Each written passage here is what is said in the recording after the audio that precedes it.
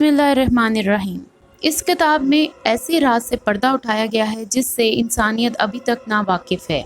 इसीलिए बहुत सारे ममालिक में इस किताब पर पाबंदी भी लगी है और कहा जाता है कि ये किताब जिन्नात ने लिखी है। जी दोस्तों, वीडियो को लाइक ज़रूर कीजिए और एंड तक देखिएगा। इस किताब का नाम शम्सुल मारफ़ है। किताबें हमारे इल्म और मार्फत को बुलंदियों तक लेकर जाने का एक ज़रिया बनती हैं, लेकिन कुछ किताबें जिनमें इल्म नजूम और जादू टोना सिखाया जाता है, ऐसी किताबें पढ़ने से इल्म में इजाफा तो दूर की बात, लेकिन जान का ख़तरा भी बनता है।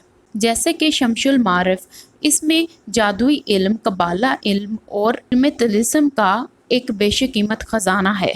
ये किताब किसने लिखी, ये अब भी नामालूम है। बहुत से लोगों का ये मानना है कि ये किताब दूसरी मखलूक या जिन्नात ने लिखी है, लेकिन कुछ मुहक्किकीन का कहना है कि मिस्र के एक आलिम अहमद अल बूनी ने इस किताब को लिखा। अहमद अल बूनी 520 हिजरी में अलजायर में पैदा हुए। अहमद अल बूनी को इल्म रमल, इल्म जाफर, तलिस्मियात और दूसरे ऐसे तमाम अलूम में महारत हासिल थी। शम्सुल मारफ के माने इल्म का सूरज है। इस किताब में तमाम पुर असरार अलूम को एक जगह जमा कर दिया गया था। इस किताब में बातनी और सिफली अलूम के साथ साथ सूफ़ी इल्म भी शामिल है। इस किताब के इब्तदाई वर्कों में पढ़ने वालों के लिए अलबूनी ने कुछ हदायत शामिल की हैं, जिसमें इस किताब के इल्म और उसकी ताकत को बयान कर दिया गया है। लेकिन साथ ही मुसन्निफ़ ने यह भी आगाही करवा दी कि इस किताब का काम सिर्फ अच्छे कामों के लिए ही लेना चाहिए, ना कि बुराई और हराम मकसद के लिए। इस किताब में इल्म नजूम के साथ साथ इल्म फ़ल्कियात और दूसरे ऐसे कई बाब शामिल हैं। इस किताब में रूहों और फरिश्तों को बुलाने और तावीज़ और अमलियात को कैसे इस्तेमाल कर सकते हैं, ये सारा इल्म मौजूद है। इस किताब में रूहों और फरिश्तों को बुलाने के अलावा पेशन गोइयों और फाल निकालने के भी तरीके शामिल हैं। इस किताब में अल-बूनी ने एक वाक़या लिखा जिसमें उन्होंने ये वजाहत की है कि ये तमाम अलूम उन्होंने कहाँ से इकट्ठे किए।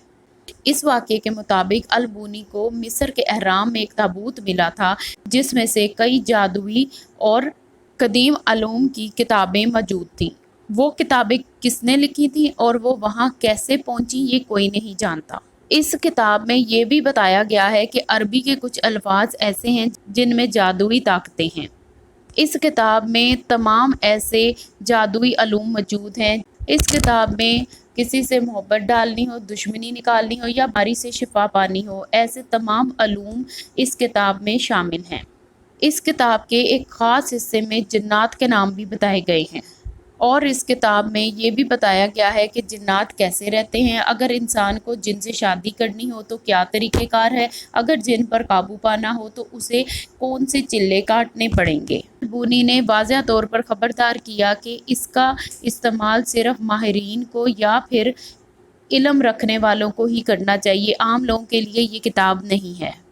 इन अमलियात में जान का ख़तरा भी लाहक हो सकता है।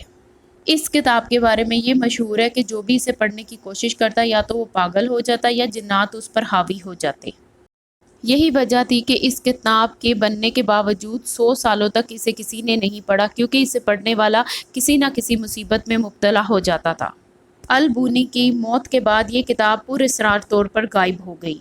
बहुत अरसे बाद ये किताब ज़ाहिर हुई तो आमलीन ने इस किताब के उस हिस्से को निकाल दिया जिसे पढ़कर लोग पागल हो जाया करते थे, और फिर इस किताब के कई नुस्खे बना दिए गए। लिहाजा आज बाज़ार में मौजूद शम्सुल मारिफ नामी इस किताब में बहुत रद्दोबदल और तब्दीली आ चुकी है, और ये वो किताब बिल्कुल नहीं रही जो अल-बूनी ने लिखी थी। सऊदी अरब और दूसरे कई ममालिक में तो इस किताब पर पाबंदी आयद है। बहुत सारे उलमा अल-बूनी की इस तसनीफ़ को गैर इस्लामी और कुफर मानते हैं।